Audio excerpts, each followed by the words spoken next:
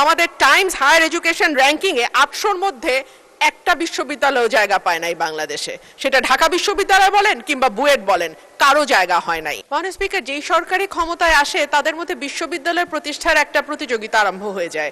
Almost 64টা জেলায় 64টি বিশ্ববিদ্যালয় স্থাপন হয়ে গেছে সম্ভবত। কারণ এটার লাভ আছে মাননীয় স্পিকার, এতে দলের সমর্থকদের পুনর্বাসন হিসেবে ওই বিশ্ববিদ্যালয়গুলোতে শিক্ষকতার চাকরি দেয়া যায়। তাতে আমাদের টাইমস হায়ার এডুকেশন র্যাঙ্কিংয়ে 800-র মধ্যে একটা বিশ্ববিদ্যালয় জায়গা পায় নাই বাংলাদেশে। সেটা ঢাকা বিশ্ববিদ্যালয় বলেন কিংবা বুয়েট বলেন, কারো জায়গা হয় নাই। আর কিউএস এশিয়া র্যাঙ্কিংয়ে সেরা 100-র মধ্যে বাংলাদেশের কোনো বিশ্ববিদ্যালয় যায় নাই। কিন্তু তাতে তো আসলে কিছু যায় আসে মাননীয় স্পিকার। দলীয় লোকজনকে পুনর্বাসনের জন্য বিভিন্ন প্রকল্পের মতো বিশ্ববিদ্যালয় একটা চমৎকার প্রকল্প।